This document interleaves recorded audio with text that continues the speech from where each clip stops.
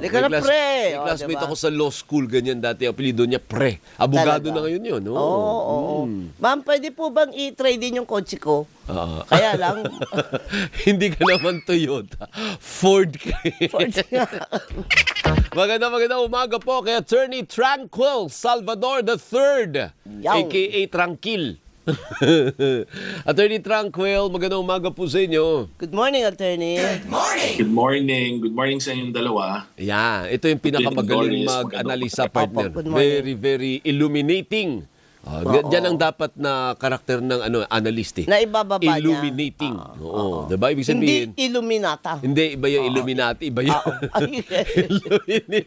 Attorney, anong basa mo? Bakit winidraw na ng prosecution yung dalawang testigo nila supposedly for today? May iba ka bang basa? Maganda yung tanong mo. Maganda yung tanong nyo. Kasi nga, kagabi, parang biglang lumabas yung balitang yan, no? Nung bago matapos. Hayaan mong paliwanag natin ayon sa sinabi nung prosecution muna. Tapos paliliwanag natin yung maaring ibang bahagi na hindi nila sinabi. Tama. Okay? So tingnan natin, sabi nila, napakahaba na ng proseso at sabi rin nila na sa tingin nila ay napatunayan na yung existence ng at authenticity ng video at yung intent na gawin yung grave threats na yun. At dahil sa haba na nga ng mga paglilitis, hindi na nila nakita yung dahilan na ipresenta pa si Attorney Lopez. Bakit? Sabi nila kasi ang patutunayan lamang nito ay kasama siya nung ginawa yung statement na yon, participant siya doon sa Zoom, if that was a Zoom meeting, at yung lahat ng iyon ay napakita na rin, kasama na ron, yung pinakita na rin ng depensa, naalala nyo, yung portions ng video na yan. So sa kanilang pananaw, wala na. Tapos si Captain Bello, in connection with ito yung sa di ba, sa House of Representatives na nagkaroon ng investigation in aid of legislation, sasabihin lang ito, pinag-uusapan lang dito yung transfer ni Attorney Lopez from one place to another. So, yun ang kanilang inilathala kahapon. Okay?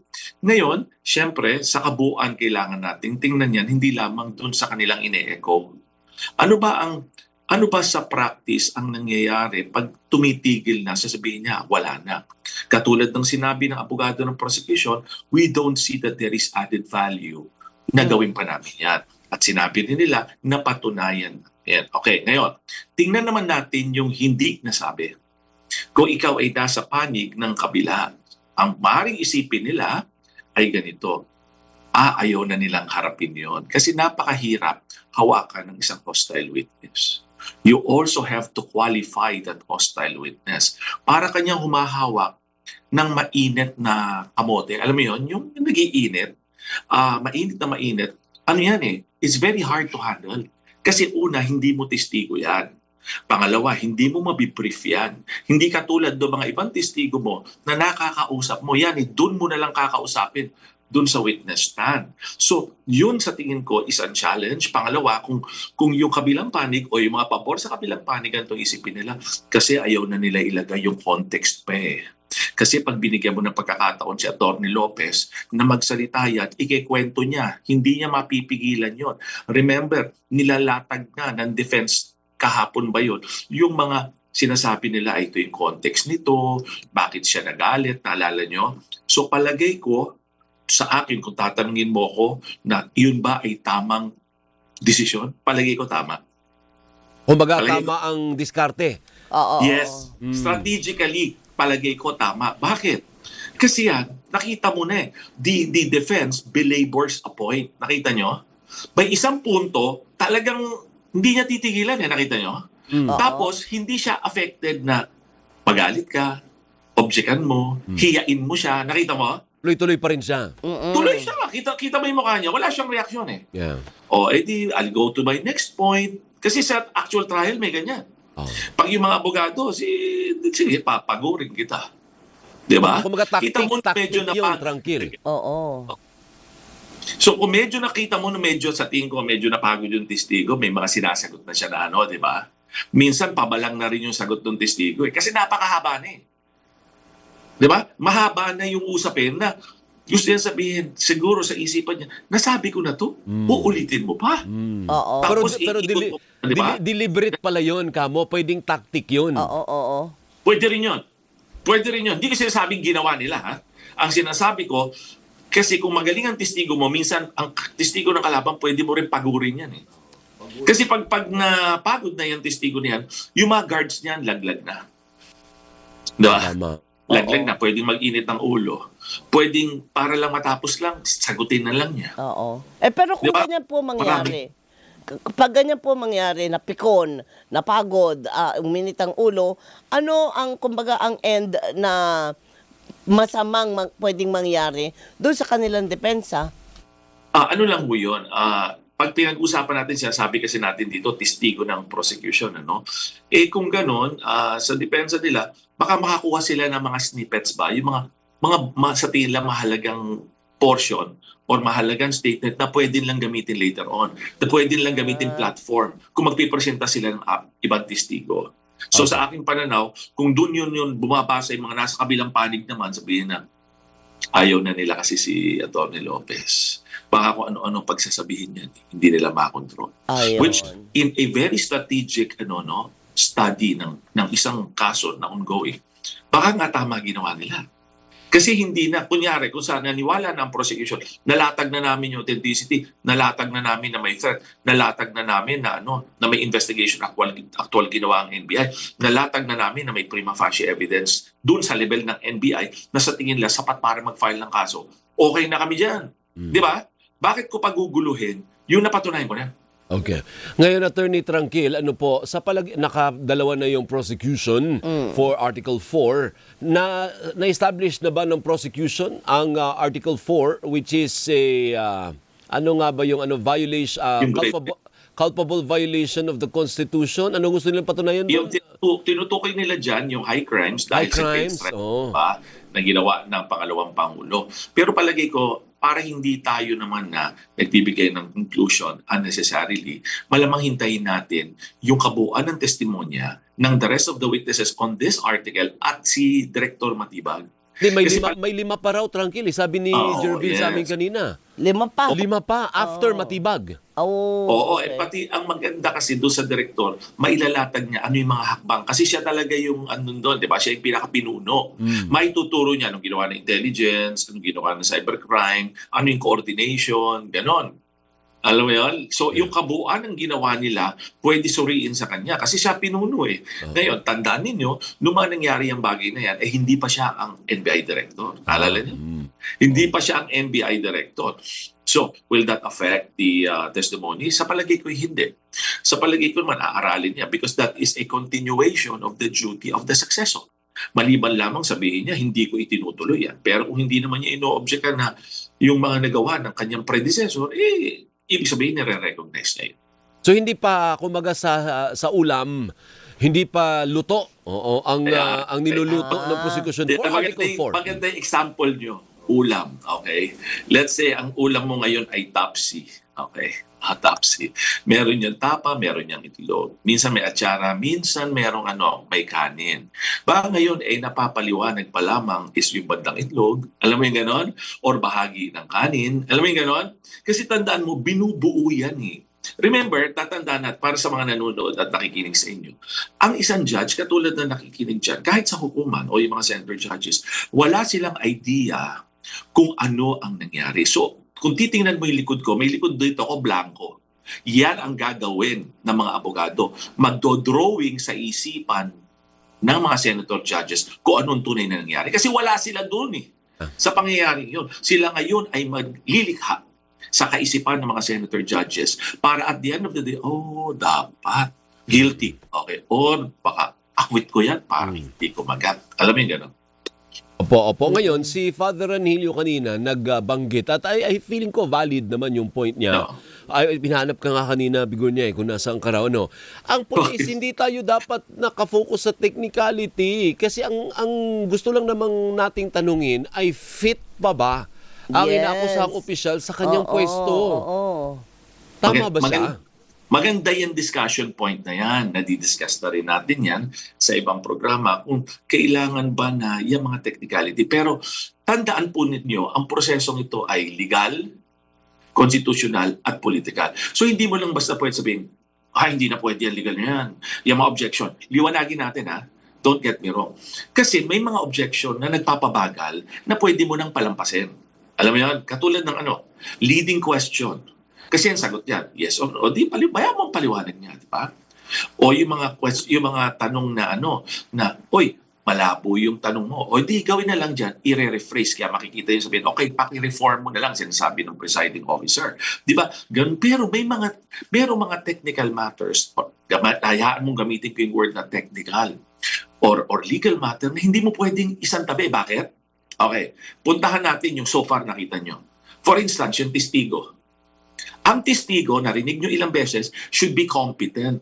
At pag sinabi niyong competent, he is able to perceive, meaning may personal knowledge siya, at kaya niya ilathala, pwede niya ikwento sa hukuman. Yun ang competent. Ngayon, dapat yun may personal knowledge siya. Imaginein mo, pag hindi inobjekan yung hearsay, sige, bayaan mo lang siya magsalita. Hindi naman siya nakakita, kinwento lang sa kanya. Ngayon kinikwento sa atin. Ano mangyari? Nakita niyo? We just have to be careful and beware. Tama yun. Kahit tayo, dapat bilisan yan di ba? Pero may mga bagay na hindi mo pwede compromise pagdating sa legal. Pangalawa, kita nyo yung sinabi la authentication ng video. Ano yun? Dahil that is the subject of the inquiry. Yun ang pinagtatalunan. Kita nyo yung dinaanan, almost hindi ko makalimutan, 45 minutes to an hour, tinanong, paano mo in-access, ano yung algorithm, naalala nyo yun? Minsan nakakainis. Pero kailangan kasing ipakita sa mga hukom na iyan ay hindi pinaglaruan, hindi pinutol, hindi in-splice, at hindi yan ginawa lamang para doon sa pagkakataong iyon. So hindi mo pwede, nakikita niyo yung sana na isi-share ko ng maliwanag. At yung pangatlo, let's say sa dokumento, imaginein mo kung lahat na lang, sige, pasok mo na lahat ng dokumento. Huwag na natin tingnan kung sinong pumirma, kung kailan nilabas, kung anong petsa, pabayaan nyo na. Paano kung palsipikado? Paano kung forgery? Kaya dumadaan sa prosesong ganun. So this is where I think the cooperation of the lawyers will have to come in. Yeah. Medyo magbibigayan sila. Kasi kung talagang alam naman nila na authentic naman yun. O for example, common document, pare-pareho naman silang meron, di ba? Pare-pareho nilang gagamitin yung dokumento. Bakit pa nila pagtatalunan, di ba? So, doon lang tayo dapat konting mag-ingat. Tama yun. Hindi dapat tayo masyadong legal, hindi tayo masyadong technical. Pero ang dahilan kung bakit may proseso pagdating sa ebidensya is para hindi ma-pollute ang ebidensya. Unless ang objective mo talaga is to delay. Yes. Isang aspeto pa yun. Yun. Alam ko kung bakit sinabi yung delay. Kasi natandaan nyo, I think kaya nila nire-raise yan ngayon. Kasi yung cross-examination ng depensa, he tried to belabor every point Alam mo yon? Kasi nga naman, bigyan natin sila ng para naman hindi ganun kasama lang ang isang abogado. Kasi sa hukuman yan, ganyan na expectation. Pero pagdating kasi dito, this is an impeachment court, hindi mo naman patutunayan yung hindi mo patutunayan dito yung crime. Di ba? Kasi yung crime, sa criminal law, proof beyond reasonable doubt. Yes. At itong prosesong ito kasi is, this is an impeachment, di ba? Kaya naman rin yung fitness. Kailangan diyang pag-usapan, fitness niya. Yun bang kanyang pinakikita na actuation ay nararapat para isang pangalawang pangulo? Yung karakter, yung kanyang attitude, tapos yung how the institution is protected by reason of her actions.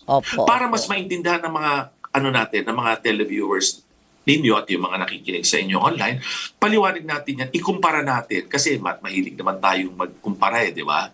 Doon sa mga impeachment na nangyari sa ibang bansa, katulad nung kay Clinton.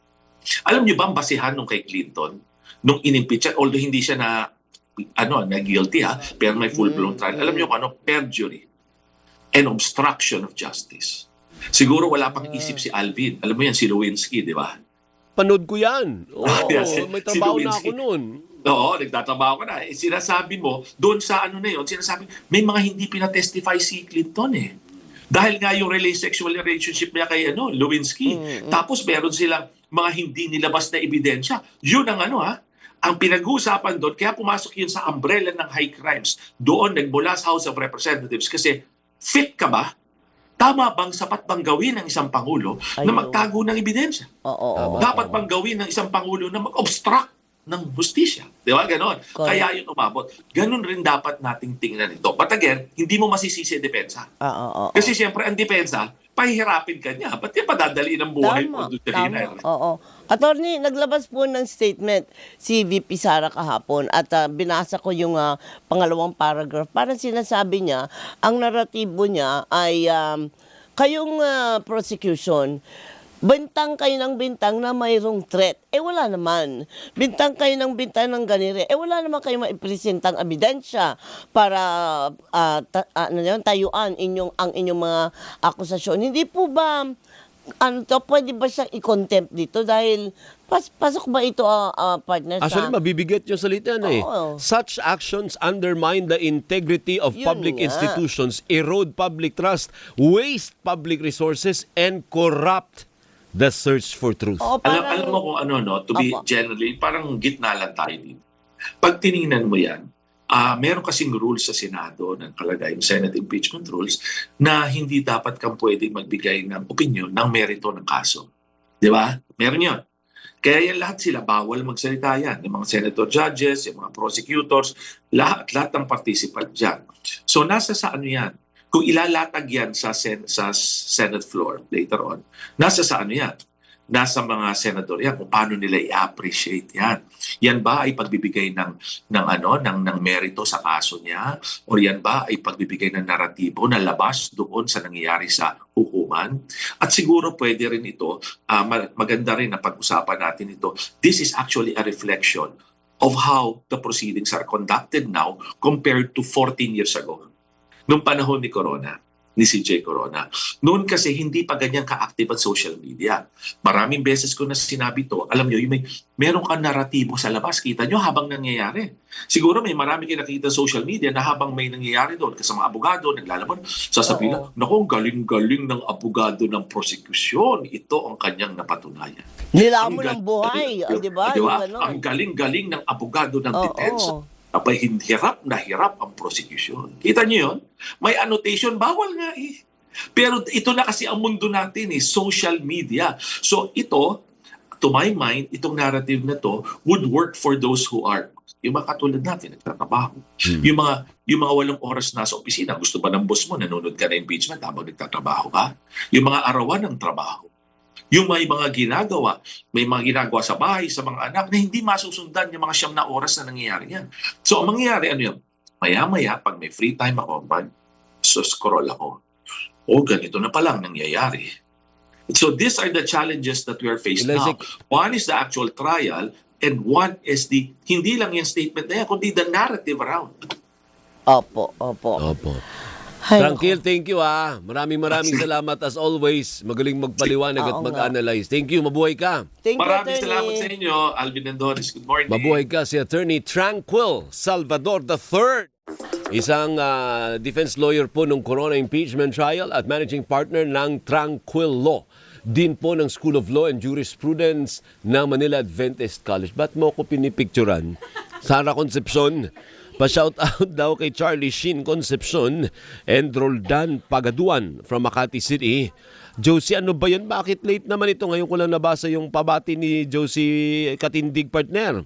Ano daw? Yung pinapabati yung kanyang apong si Kalisi. Oh. Papunta school at Lola Lenny and Tita Shane nakatutok daw everyday habang nagpe-prepare ng breakfast. Thank you. Viana Villano sa mga umaga. Richard Merck, good morning, Jerry.